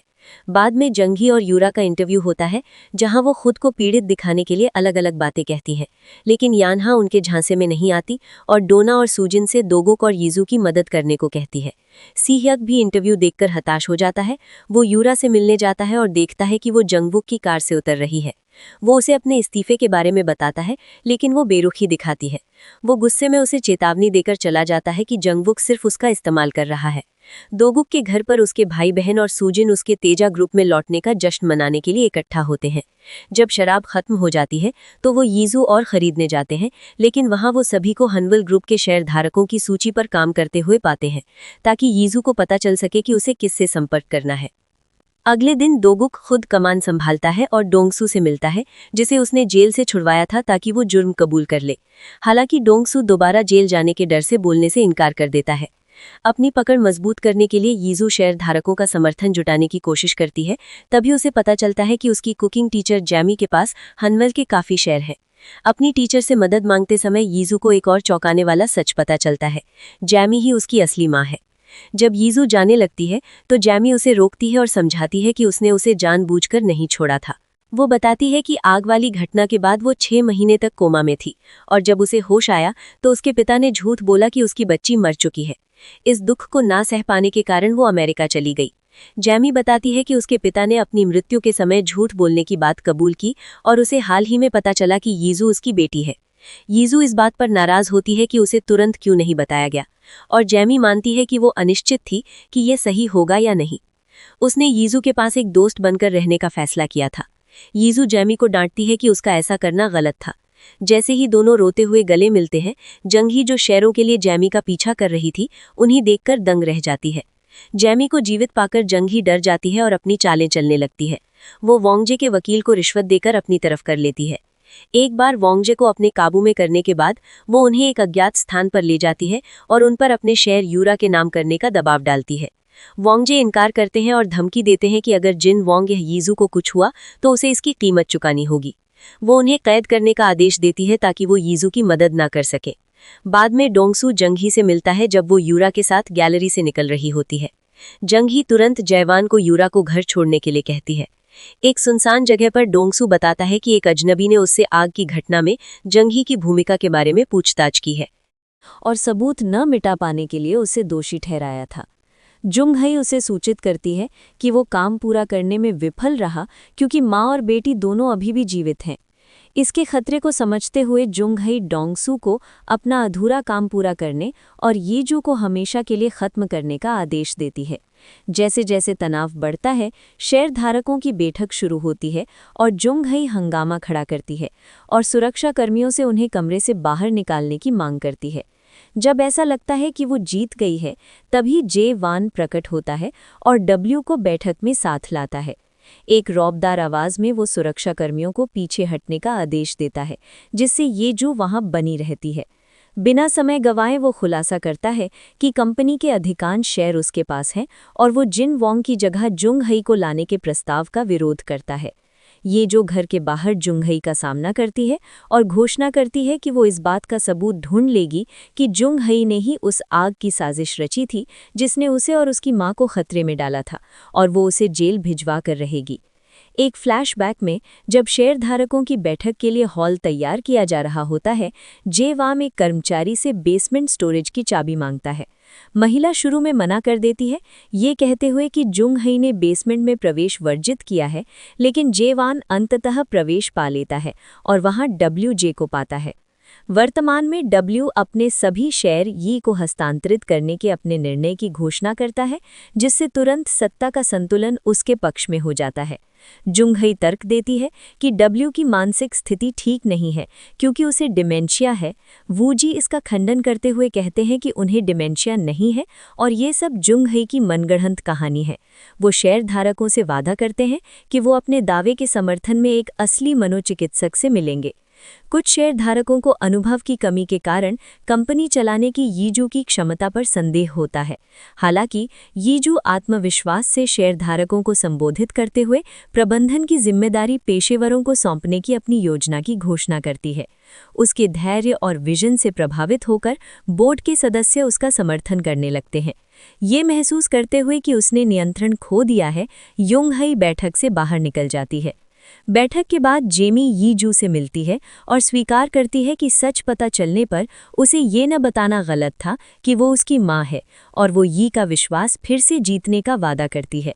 गुस्से में भरी जुंग-हई तुरंत जिन वोंग के पास जाती है और उसे अपने पक्ष में करने के लिए हेरफेर करने की कोशिश करती है। उसके प्रयास जल्द ही विफल हो जाते हैं क्योंकि वो सच्चाई जानता है। वो उस पर उसकी कंपनी हड़पने का आरोप लगाता है और खुलासा करता है कि उसने एक और पितृत्व परीक्षण कराया है, जिससे पुष्टि होती है कि यीजू ही उसकी असली बेटी है। यीजू वोंगजी के साथ पहुंचती है और वे कार्यवाही देखते हैं। यूरा भी पहुंचती है और ये सुनकर चौंक जाती है कि यीजू परिवार की असली बेटी है। जिन वोंग तुरंत जुंग-हई से रिश्ते तोड़ देता है और उसे अपने घर से निकाल देता है। सहयोगी खोजने की हताश कोशिश में यूरा जुंग-हई के बचाव में आगे आती है, लेकिन जिन वोंग सख्त चेतावनी देता है। यदि वो अपनी मां के साथ जाती है तो वापसी का कोई रास्ता नहीं होगा। अपने विकल्पों पर विचार करते हुए यूरा हिचकिचाती है और अंततः पीछे रुकने का फैसला करती है। कुछ समय बाद अपने संसाधनों से कटी हुई योंग-हई कंपनी के कार्ड का उपयोग करके पैसे निकालने की कोशिश करती है, लेकिन पता चलता है कि वो सभी ब्लॉक कर दिए गए हैं। कहीं और जाने का रास्ता न पाकर योंग-हई डोंगसू के मोटेल में शरण लेती है और पैसे कम होने के बावजूद रहने के लिए जगह मांगती है। डोंगसू बाद में डोगुक को रिपोर्ट करता है कि जुंग-हई ने उसे यीजू को मारने के लिए 300 मिलियन देने का वादा किया था। डोगुक तब उसे योंग-हई के साथ उसकी बातचीत रिकॉर्ड करने के लिए एक वायर टैप देता है और वादा करता है कि यदि उसे कुछ सार्थक मिलता है तो वो जुंग-हई द्वारा दिए गए प्रस्ताव से दुगना देगा। इसी बीच जिन वोंग को एक और चौंकाने वाला खुलासा मिलता है कि जेमी जिंदा है। अपराध बोध से अभिभूत होकर वो अपने पिता के सामने अपना पछतावा व्यक्त करता है, जबकि यूरा गुस्से से देखती रहती है। इसी बीच ताई परिवार के घर में वो यी की स्थिति पर चर्चा करते हैं। यानहा और मैडम ली अपना समर्थन दिखाते हैं, जबकि जंगवुक ये सुनकर चुपचाप गुस्से में जलता है कि यीजू को वोंग के शेयर मिल रहे हैं। अपने सचिव से ये जानने के बाद कि उसकी सौतेली मां अन्य शेयरधारकों के सामने डोगुक को बढ़ावा दे रही है, जंगवुक यूरा से मिलता है और उसे गैलरी में जना पेंटिंग्स बेचने की सलाह देता है, क्योंकि उसे जल्द ही गैलरी से निकाला जा सकता है। वो समझाता है कि उसे ताई ग्रुप के अधिकारियों को रिश्वत देने के लिए कैश की आवश्यकता होगी, और यूरा जवाब देती है कि वो इस बारे में सोचेगी। वो जंगबुक को उसके होटल के कमरे में रहने की अनुमति देता है। डोगुक अपनी मनोचिकित्सक से मिलता है और पूछता है कि यीजू को दुख होगा अगर उसे पता चला कि वो उससे कुछ छुपा रहा है। वो उसे सलाह देती है कि इससे पहले कि वो खुद पता लगा ले, वो उसे बता दे। इसी बीच होटल के कमरे में यूरा को पता चलता है कि वो गर्भवती है। शुरू में डरने के बाद वो अपनी मां की ओर मुड़ती है, लेकिन पाती है कि योंग-हई गर्भावस्था को स्थिति का फायदा उठाने के अवसर के रूप में देखती है, और यहाँ तक कि यूरा की प्रशंसा करते हुए कहती है कि वो बिल्कुल उस पर गई है। जुंग-हई बाद में डोंगसू से मिलती है और वो कार्यवाही करने से पहले एडवांस मांगता है। वो उसे समझाने की कोशिश करती है कि उसकी बेटी गैलरी की डायरेक्टर है और उसका ख्याल रख सकती है। हालांकि उसकी जानकारी के बिना जे-वान और डोगुक डोंगसू को बारीकी से निगरानी कर रहे हैं और उनकी बातचीत सुन रहे हैं। यूरा बाद में जंगवुक को बताती है कि वो गर्भवती है, ये सोचकर कि वो इसके खिलाफ होगा, लेकिन वो खुश दिखता है और सुझाव देता है कि वे एक परिवार शुरू करें। जंगवुक बाद में अपने पिता से मिलता है और उन्हें सूचित करता है कि यूरा गर्भवती है। उसके पिता बताते हैं कि मैडम ली इसे स्वीकार नहीं करेंगी, लेकिन जंगवुक जोर देता है कि वो अपने परिवार को नहीं छोड़ सकता। अगले दिन डोंगसू अचानक गैलरी में यूरा से मिलने आता है और ऐसे गुप्त संकेत देता है जिससे पता चलता है कि वो उसका जैविक पिता हो सकता है।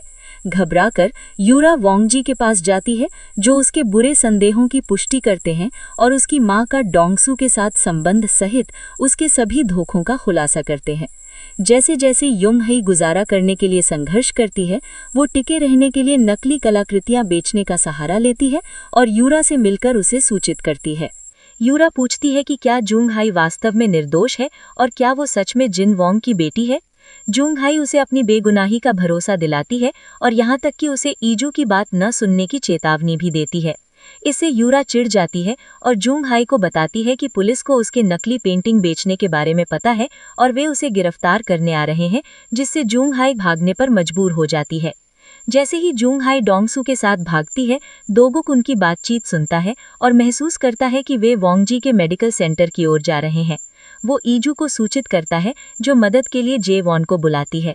ईजू अपने दादा के मेडिकल सेंटर के बाहर दोगुक का इंतजार कर रही होती है, जबकि जेवॉन इमारत के अंदर जाता है।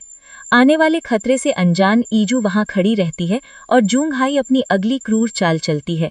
वो डोंगसू को दोगुक के आने से पहले ईजू पर गाड़ी चढ़ाने का आदेश देती है। स्थिति खतरनाक मोड़ लेती है। दोगुक देख लेता है कि क्या हो रहा है और ईजू को बचाने के लिए अपनी कार डोंगसू की कार से टकरा देता है।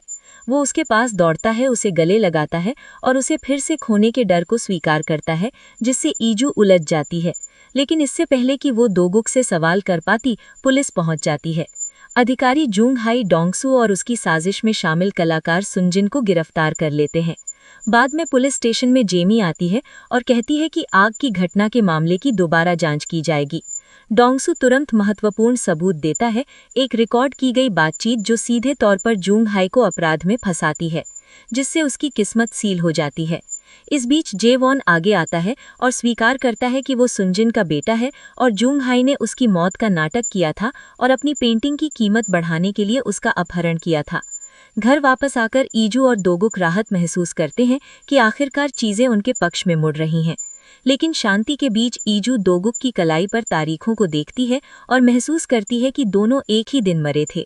वो उस पर जवाब देने के लिए दबाव डालती है और दोगुक खुलासा करता है कि उसकी कार ईजू की कार से टकरा गई थी, जिससे उनकी मौत हो गई थी। भावनाओं से भरकर वो सच को स्वीकार करने के लिए संघर्ष करती है और सोचती है कि उसने उससे सच क्यों छिपाया और उससे दूरी बनाने का फैसला करती है। लेकिन दोगुक अक्सर रक्षात्मक रहने की वजह से जोर देता है कि वो खुद चला जाएगा, जबकि वो वहां सुरक्षित रहे। इस बीच जूंगवुक को अपने सचिव से खबर मिलती है कि एक निर्माण दुर्घटना में एक कर्मचारी की मौत हो गई है। वो फैसला करता है कि कंपनी परिवार को मुआवजा देगी, लेकिन जिम्मेदारी नहीं लेगी। इस मुद्दे की रिपोर्ट मैडम ली को की जाती है और जूंगवुक नेक बनने का प्रतिकार करता है। हालांकि दोगुक जल्द ही जूंगवुक की क्रूरता की पूरी सच्चाई पता लगा लेता है, खासकर ये कि वो पीड़ित विधवा के साथ कितना बुरा व्यवहार कर रहा है। जैसे ही ईजू अपनी भावनाओं से जूझती है, जेमी के साथ एक दिल से की गई बातचीत उसे एक नया दृष्टिकोण देती है। उसके शब्दों से प्रोत्साहित होकर वो राज छिपाने के लिए दोगुक को माफ करने का फैसला करती है। इस बीच जूंगवुक और यूरा ताई परिवार के साथ अपनी गर्भावस्था की खबर साझा करते हैं, जिससे मैडम ली और योन्हा नाखुश होते हैं। ईजू दोगुक से मिलने जाती है, उसके कपड़े छोड़ती है और कंपनी की स्थिति के बारे में पूछती है। वो अपनी उलझन स्वीकार करती है, क्योंकि अगर वो जांच जारी रखता है तो कंपनी को नुकसान होगा। ईजू कहती है कि उसकी चुप्पी मदद नहीं कर रही है और उसे कार्यवाही करने के लिए प्रेरित करती है। अगले दिन दोगुक जूंगवुक के सचिव से मिलता है और मृतक कर्मचारी के कागजात मांगता है। हालांकि पहले वो हिचकिचाती है, लेकिन बाद में उसके साथ काम करने के लिए सहमत हो जाती है। गलती सुधारने के लिए दृढ़ निश्चयी दोगुक मैडम ली और अपने पिता के सामने सच उजागर कर देता है। पूरी तरह खुलकर वो पास्ट बताता है जिसे वो छिपा रहा था। वो ईजू को उसकी एक पेंटिंग दिखाता है जिसे वो ढूंढ रही थी। मैडम ली एक प्रेस कॉन्फ्रेंस करती हैं, सच उजागर करती हैं और जूंगवुक के व्यवहार के लिए माफी मांगती हैं, जिससे उसकी गिरफ्तारी हो जाती है। दोगुक और कपड़े पैक करने के लिए घर लौटता है और ईजू को बताता है कि उसने उसे पहली बार उसकी पेंटिंग के जरिए कैसे जाना था। लेकिन जब वे मिले तो उसकी शादी सियोक से हो चुकी थी। वो ये भी बताता है कि वो कितना दर्दनाक था कि उसकी कार ईजू की कार से टकरा गई थी, जिससे उनकी मौत हो गई थी। हालांकि ये विनाशकारी है, लेकिन दोगुक की ईमानदारी और पछतावा उन्हें एक दूसरे में सुकून पाने की अनुमति देता है, जिससे उनका आंसुओं भरा पुनर्मिलन होता है। महीने बीत जाते हैं और फैसले का दिन आता है। इन सब के बीच ईजू को एक सरप्राइज मिलता है, वो गर्भवती है। अपनी मां से मिलने के दौरान वो इस खबर की पुष्टि करती है और शीघ्र ही इसे दोगुक के साथ साझा करती है। भावनाओं से भरकर वे इस नए अध्याय को अपनाते हुए एक खुशी का पल साझा करते हैं, लेकिन उनकी खुशी कम समय की होती है। दोगुक को बायन का एक अर्जेंट कॉल आता है, जो तुरंत मिलने का अनुरोध करता है। वहां पहुंचने पर वो ये जानकर हैरान रह जाता है कि करता है कि जुंगवुक जेल से रिहा हो गया है। डर उसे जकड़ लेता है और डोगुक येजो की सुरक्षा सुनिश्चित करने के लिए घर की ओर दौड़ता है। लेकिन जैसे ही वो दरवाजे के अंदर कदम रखता है, उसका सबसे बुरा सपना सामने आता है। येजो गायब है। जुंगवुक ने जेल से भागकर येजो को किडनैप कर लिया है। इसी बीच बयोन सीसीटीवी फुटेज की समीक्षा करता है और एक चौंकाने वाली खोज करता है कि जुंगवुक का घायल पैर बिल्कुल ठीक है। बिना समय बर्बाद किए वो डोगुक को उसके भाई के सटीक रास्ते की जानकारी देता है, जिससे चीजें शुरू हो जाती हैं। तेज रफ्तार कार के अंदर ये जो पिछली सीट पर बंधी हुई है, लेकिन वो जुंगवुक को बिल्कुल भनक लगे बिना चालाकी से रस्सियों को ढीला करने में सफल हो जाती है। जैसे ही वो अपनी चाल चलने की तैयारी करती है, डोगुक पहुंच जाता है, जुंगवुक के भागने का रास्ता काट देता है और उसे रुकने के लिए मजबूर करता है। डोगुक को एहसास होता है कि वे उसी हाईवे पर हैं जहां उसका और येजू का एक्सीडेंट हुआ था। जैसे ही वो उनकी ओर गाड़ी चलाता है, अवसर का फायदा उठाते हुए येजू अचानक जुंगवुक की गर्दन के चारों ओर अपने हाथ लपेट लेती है, जिससे वो चौंक जाता है। हाथापाई शुरू होती है, लेकिन इससे पहले कि वो उसे पूरी तरह से काबू कर पाती, डोगुक बीच में आ जाता है, जिससे भाइयों के बीच भीषण संघर्ष होता है। लड़ाई के बीच में जुंगवुक डोगुक को चाकू मार देता है, जिससे वो गंभीर रूप से घायल हो जाता है। लेकिन घायल होने के बावजूद डोगुक हार मानने से इनकार कर देता है। जैसे ही जुंगवुक अपना ध्यान ये की ओर मोड़ता है, डोगुक खुद को पैरों पर वापस लाता है और अपने भाई पर जोरदार प्रहार करता है। जल्द ही वो ट्रक जो उनके पिछले जीवन में दुर्घटना का कारण बना था, उनकी ओर आता हुआ दिखाई देता है। लेकिन जैसे ही वो उन्हें टक्कर मारने वाला होता है, वो अपनी दिशा बदल लेता है। ये जो अपनी कलाई पर टाइमर चेक करती है और महसूस करती है कि वो चला गया है। सौभाग्य से इससे पहले की स्थिति और खराब होती, पुलिस समय पर पहुंच जाती है और मौके पर ही जुंगवुक को गिरफ्तार कर लेती है। हालांकि डोगुक की हालत गंभीर हो जाती है और उसे अस्पताल ले जाया जाता है, जहां उसकी चोटों की गंभीरता के कारण उसे तुरंत आईसीयू यानी इमरजेंसी इंटेंसिव केयर यूनिट में रखा जाता है।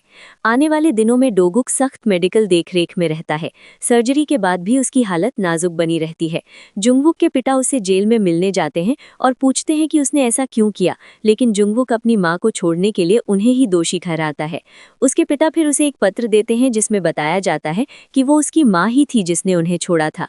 जुंगवुक उन पर विश्वास करने से इनकार करता है और उसके पिता गुस्से में उसे त्यागते हुए चले जाते हैं। जुंगवुक बाद में पत्र पढ़ता है और उसे एहसास होता है कि वो गलत था। इस बीच यूरा का गर्भ दिखने लगता है और जुंगवुक के साथ ना होने के कारण उसके पास रहने के लिए कोई जगह नहीं बचती। जब होटल का स्टाफ उसे जुंगवुक के कमरे से बाहर निकाल देता है, तो वो अपने और अपने अजन्मे बच्चे के भविष्य को सुरक्षित करने की उम्मीद में उसके परिवार के पास जाती है। जुंगवुक के परिवार के घर पहुंचकर यूरा मैडम ली और घर के बाकी सदस्यों को बच्चे को अपने वंश के हिस्से के रूप में स्वीकार करने के लिए मनाने की कोशिश करती है। हालांकि मैडम ली को अब भी शक है। बिना सबूत के बच्चे को स्वीकार करने के लिए तैयार न होते हुए वो मांग करती है कि यूरा पितृत्व परीक्षण यानी पैटर्निटी टेस्ट करवाए और वे बच्चे को तभी स्वीकार करेंगी यदि परिणाम ये पुष्टि करते हैं कि ये वास्तव में जुंगवुक का है। महीने बीत जाते हैं और कहानी आगे बढ़ती है। डुक अपनी रिकवरी के लिए संघर्ष करने के बाद आखिरकार होश में आ जाता है, जिससे यीजू को बहुत राहत और खुशी मिलती है। जैसे जैसे जीवन सामान्य होने लगता है, यीजू के रिश्ते भी एक नया संतुलन पा लेते हैं, क्योंकि यनहुआ के साथ उसका बंधन मजबूत हो जाता है और वो अंततः अपनी जैविक माँ जैमी के साथ समझ के स्तर तक पहुंच जाती है। इस बीच शहर के दूसरे हिस्से में सीह्यूक एक महिला को साथ लेकर घर लौटता है। उसकी माँ जुक अपने बेटे के घर बसने की संभावना से बेहद खुश होकर मेहमान के लिए शानदार भोजन तैयार करती है और उनके भविष्य की कल्पना करने लगती है। हालांकि माहौल तब पूरी तरह बदल जाता है जब यूरा आती है और साहसपूर्वक दावा करती है कि वो सीह्यूक के बच्चे की मां बनने वाली है। ये चौंकाने वाला खुलासा उभरते हुए रिश्ते को तोड़ देता है, क्योंकि सीह्यूक की प्रेमिका गुस्से में बाहर निकल जाती है, जिससे जासुक बहुत क्रोधित और निराश हो जाती है। बाद में सीह्यूक यूरा से जवाब मांगता है और वो आखिरकार ये बड़ा खुलासा करती है कि वही उसके बच्चे का पिता है। सीजन के अंत के साथ यीजू के जीवन में आखिरकार खुशियां आ जाती हैं। वो डुक और उनकी नवजात बेटी एक साथ एक प्यारी पारिवारिक तस्वीर के लिए आते हैं, जो उस पल को संजो लेती हैं जिसका उसने कभी सपना देखा था। उनकी यात्रा से प्रेरित होकर यीजू उन तीनों का चित्र बनाती है, जो कला के माध्यम से उनके प्यार और एक नई शुरुआत पर मुहर लगाता है। यीजू आखिरकार वो परिवार पाकर जिसकी उसे चाहत थी, उस खुशी को गले लगाती है जिसकी वो हमेशा हकदार थी, और सीजन का एक भावुक और सुखद अंत होता है। यदि आपको ये रिकैप पसंद आया हो तो लाइक बटन दबाएं और अधिक जानकारी के लिए सब्सक्राइब करें। अपने विचार नीचे कमेंट्स में बताएं और अगली बार मिलते हैं। अगर आपको कहानी पसंद आई तो सब्सक्राइब और लाइक करें ऐसे वीडियो और देखने के लिए।